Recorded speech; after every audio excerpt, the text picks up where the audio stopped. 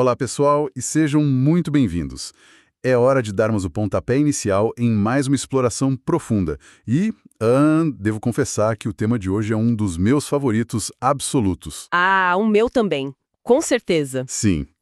A nossa missão nesta análise aprofundada de hoje é pegar uma daquelas palavras gigantes, sabe? Aquelas que todo mundo usa o tempo todo em reuniões, nas mesas de bar, nas discussões infinitas da internet. Mas que pouquíssima gente para realmente para dissecar de verdade. Exatamente. A palavra cultura. E o nosso foco aqui é ir muito além do óbvio. Vamos deixar de lado aquela ideia limitante tipo de que cultura é algo restrito a quem entende de vinho caro ou quem sabe o nome de todos os pintores renascentistas de cor. Essa visão é bem ultrapassada. Muito. O material que temos em mãos hoje é excelente. Ele é baseado em anotações de estudo muito ricas de sociologia e antropologia, intituladas Aula 5, Cultura e Mudança Social. E essas notas nos convidam a enxergar a cultura de um jeito diferente, basicamente como o nosso sistema operacional invisível. Nossa, essa analogia do sistema operacional é perfeita. Né? É o código de programação que roda ali em segundo plano na sociedade e que acaba ditando absolutamente tudo que a gente faz no dia a dia.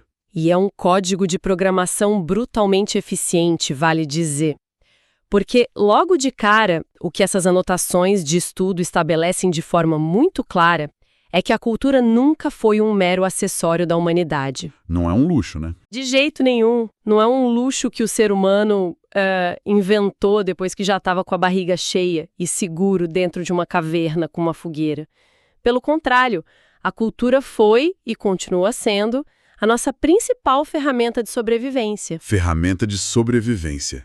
Isso é muito forte. Sim, porque, pensa bem, sem garras afiadas, sem aqueles cascos grossos e sem a velocidade de um grande felino, a nossa espécie dependeu inteiramente da capacidade de criar regras, da capacidade de organizar o grupo, de inventar ferramentas e, crucialmente, de passar esse conhecimento adiante. A transmissão é a chave. Exato. A forma como nós entendemos o mundo e como cooperamos foi o que garantiu a nossa continuidade neste planeta. É por isso que a antropologia dedica toda a sua existência, basicamente, a mapear esse fenômeno. Certo, vamos desempacotar isso então. Porque quando a gente olha para a definição antropológica pura que baseia essa nossa discussão, a cultura é descrita como um patrimônio acumulado. Patrimônio. Isso. E não estamos falando de bens imobiliários, ações na bolsa ou reservas de ouro. Estamos falando de um repositório gigantesco e totalmente invisível de tradições, de crenças, de respostas práticas para problemas antigos, a nossa língua, os nossos valores. Tudo que nos forma, no fim das contas. Exato. O mais curioso é notar como esse patrimônio molda coisas que a gente costuma achar que são, sei lá, leis universais da natureza. Como a nossa própria percepção de tempo e de espaço. Ah, sim. O exemplo do tempo é clássico. É clássico. O conceito de chegar atrasado para um compromisso, por exemplo, ou até a distância física que a gente mantém de um desconhecido na rua. Nada disso é biológico. São regras puramente culturais. Totalmente construídas. Sim, é um pacote completo de como interpretar a realidade que vai passando de geração em geração, seja pela comunicação direta, pela educação nas escolas, ou até, na maior parte do tempo, pela pura e simples imitação, desde que a gente é criança. E sabe o que é fascinante aqui? É a forma como a sociologia traduz toda essa complexidade histórica gigantesca em um conceito muito, muito palpável, que é a aprendizagem social. Aprendizagem social, adoro esse termo. É o cerne da coisa. Em essência, a cultura é o comportamento que nós aprendemos na convivência diária com os outros. Pensa comigo, ninguém nasce sabendo como se portar numa fila de banco. Nossa, não mesmo. E tem gente que ainda não aprendeu. Pois é. Ou como reagir a uma piada numa roda de amigos, ou até mesmo como processar um sentimento complexo como o luto.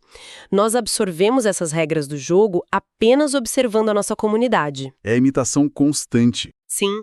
E a origem dessas regras é puramente pragmática.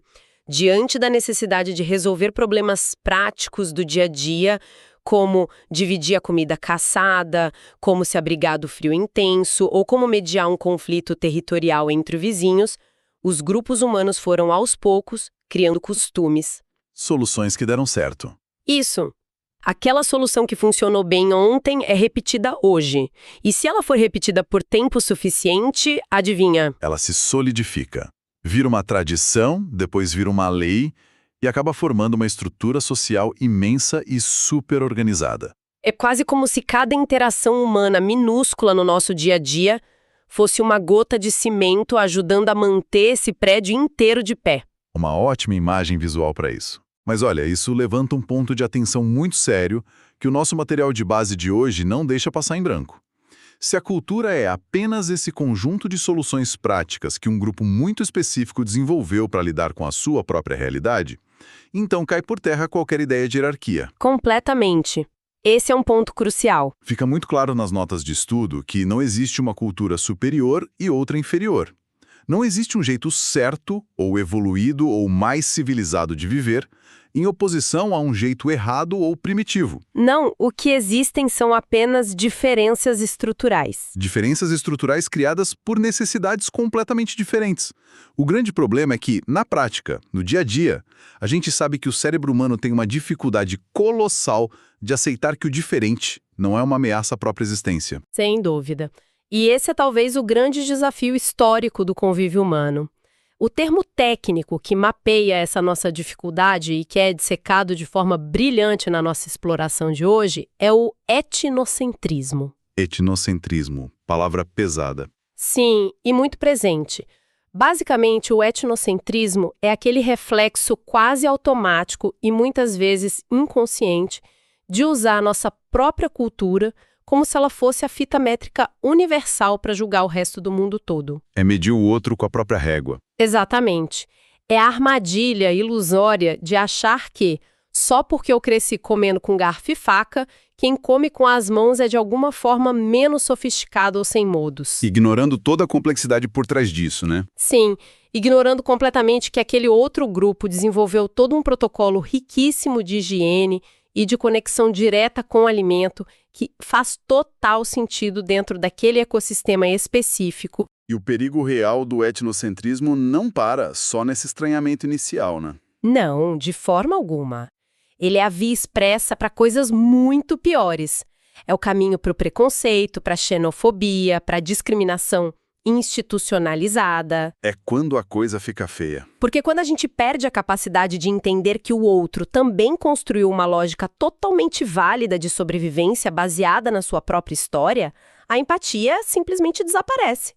É por isso que bater na tecla do pensamento crítico e da flexibilidade intelectual é algo tão vital nas ciências sociais. É um exercício constante, diário mesmo, de tentar tirar as lentes da nossa própria vivência antes de sair analisando e julgando o comportamento alheio. Tirar os próprios óculos culturais para tentar usar os do outro. Exato. E para facilitar o entendimento de como essa lente funciona e de como esse sistema operacional gigantesco opera em diferentes frentes, o nosso material de estudo faz algo muito didático. Ele divide a cultura em 7 faces. 7 manifestações distintas. Isso. 7 categorizações excelentes para a gente enxergar essa engrenagem toda girando na prática. E a primeira grande dinâmica que podemos explorar é esse eterno cabo de guerra entre o que é feito para as massas e o que é desenhado para ser exclusivo. Ah, essa dualidade é clássica. O primeiro conceito dessa lista de 7 é a cultura de massa, que, convenhamos, é impossível de ignorar hoje em dia. Impossível. A cultura de massa é um fenômeno com um DNA histórico muito, muito específico. Ela não existia dessa forma na Idade Média, por exemplo. Não tinha como existir sem a tecnologia, né? Exato. O surgimento dela ganha uma força avassaladora, embalado por 2 coisas: a consolidação do sistema capitalista e as revoluções industriais e tecnológicas que rolaram nos séculos 19 e 20. A revolução das máquinas mudando a arte. Sim. E o grande diferencial dela não é necessariamente a qualidade ou o tipo do conteúdo, mas a escala. Uma escala astronômica, além da velocidade. A lógica operando aqui é basicamente a lógica de uma linha de montagem de fábrica, só que aplicada ao entretenimento e à informação. Produção em série de cultura. Isso. O objetivo é utilizar os meios de comunicação de altíssimo alcance, estamos falando de rádio lá no começo, depois televisão, cinema comercial e, obviamente, os algoritmos e as redes sociais de hoje em dia. Os verdadeiros canhões de distribuição. Usar esses canhões para empacotar um comportamento, uma música, uma narrativa qualquer e entregar isso para milhões ou até bilhões de pessoas de uma vez só, ao mesmo tempo. E a consequência direta dessa linha de montagem toda, que eu acho um efeito colateral fascinante e, confesso, um pouquinho assustador também, Assusta mesmo. é a homogeneização brutal dos nossos gostos. De repente, não importa muito em qual continente a pessoa viva. Existe uma probabilidade imensa de que ela esteja cantarolando a mesma música pop viral. Ou assistindo a mesma série. Sim, Assistindo a mesma série de streaming na sexta-feira à noite e usando as mesmíssimas gírias de internet que alguém do outro lado do mundo. a cultura de massa cria uma espécie de idioma global imediato. Mas muitas vezes ela faz isso às custas das nuances locais. Passa um rolo compressor nas diferenças. Perfeito. Agora, esse movimento de padronização universal cria um contraste quase irônico quando a gente olha para o outro extremo da balança, que é a nossa segunda categoria, a cultura erudita. Ela joga um jogo com regras completamente diferentes, não é? Regras exatamente opostas. Se a cultura de massa tem a ambição de alcançar todo mundo amanhã de manhã no celular, a cultura erudita é estruturada quase que de propósito para exigir tempo, exigir esforço e, sejamos honestos, muitas vezes, exigir privilégio. Ela não facilita as coisas. Não. É uma cultura baseada em um conhecimento muito aprofundado que acaba ficando restrito a certos nichos e campos de estudo extremamente rigorosos. Estamos falando do que, especificamente? Áreas como a filosofia acadêmica profunda, a literatura clássica mais densa, as artes plásticas de vanguarda, a música de concerto. Tá.